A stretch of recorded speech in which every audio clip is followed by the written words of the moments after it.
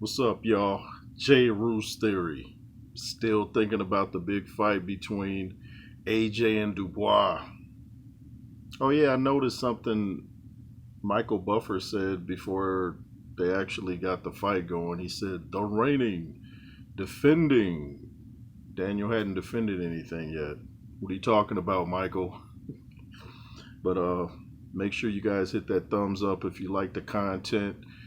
Even if you don't like a particular video, if you like the platform, hit the thumbs up, comment, share, subscribe, all that stuff. If you wish to donate to the platform, the Cash App is $JRoos33. And I want to talk about Mr. Ben Davison.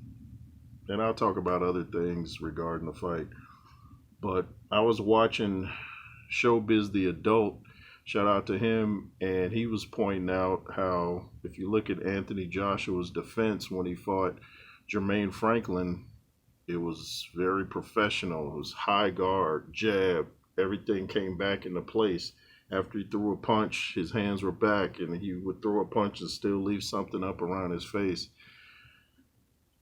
This fight with Daniel Dubois was like there was absolutely no defense. In fact, I heard Lennox Lewis, like right when the fight started, he tapped the guy next to him and said, his hands and his chin's in the air. And, it was like he had gone backwards. I was watching some interviews with Don Charles, too, who Daniel Dubois still doesn't give much credit to. And he gives it to his dad and his family, not much to Don Charles for some reason. I don't even know if Daniel realizes it when he's doing it, but he's doing it.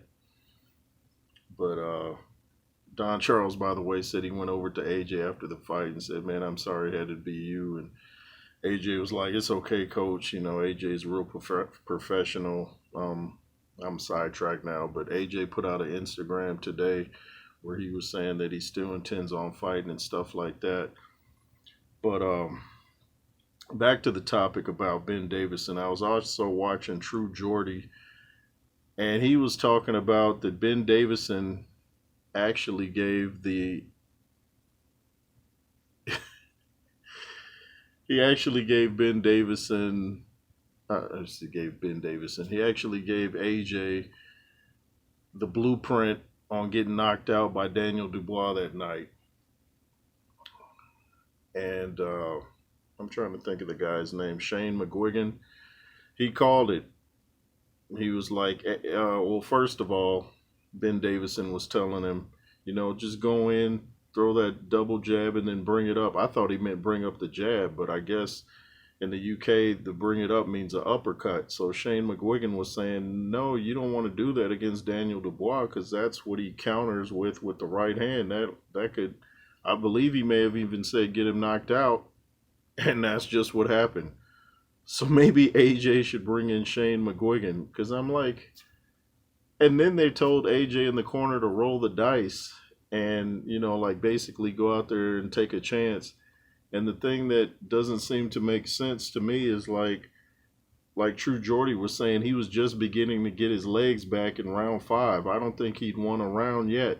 So he's just beginning to get his legs back, and you're pretty much telling him to go out there and throw haymakers? No. You get your legs back, you establish the jab, turn it into your fight. You start throwing haymakers, you're basically saying, hey man, it's like a tough man fight now. I don't have a chance, so I'm going to just start swinging for the fences. That wasn't AJ, and he can win the rematch, but he's going to have to change a lot of things. Um, I wouldn't get rid of Ben Davison just yet. I mean, even Tom Brady and Bill Belichick have had bad days, but it was just very irresponsible for them to tell him to do what got him knocked out. And another thing Don Charles said that I found interesting, he said he believes they overstudied Dubois and it spooked AJ, meaning I think what he was saying by that is sometimes when you look into stuff too much and look at a fighter too long, you almost make them better than what they are. Like whatever you focus on becomes magnified. If you focus on problems, your problems become magnified. If you focus on the good things in your life, that becomes magnified. So if you just focus on Daniel Dubois' good points, you're going to go into the fight thinking, oh man, he could hurt me. And AJ seemed kind of tentative, like how he was after the first Ruiz fight. And it was just a strange night. True Jordy was saying he didn't even like how AJ looked walking to the ring. And I kind of noticed a little bit too, like he had some sweat. And I was like, I hope that's not nerves. I hope it's from, hitting the pads in the dressing room. I already got to the arena around 9 o'clock. Ben Davison said there was traffic and he had to make the ring walk at 9:50, so it doesn't give him much time to get acclimated to the whole building and the smell of everything and just the look, the air conditioning.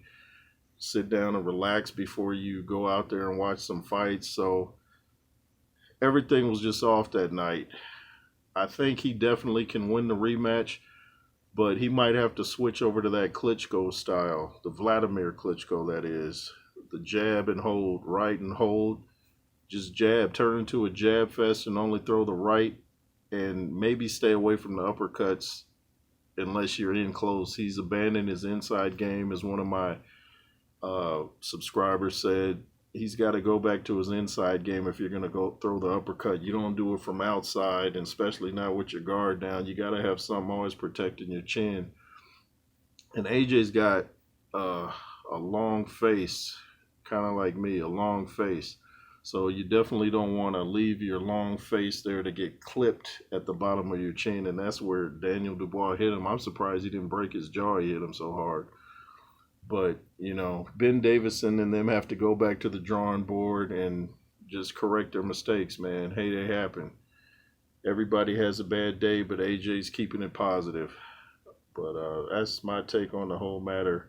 Of course, Carl Froch seemed overly excited that AJ got knocked out. I mean, this dude's got some issues. He just can't stand AJ. Why would you be happy that AJ lost, man? That's crazy. I mean, the things that AJ has done for not just the heavyweight division, but boxing in general. He brought interest back to the division back in 2017 when he fought Vladimir Klitschko. How can you deny that, man? Your personal feelings shouldn't come into it so hard that you can't even be objective. That's just not professional.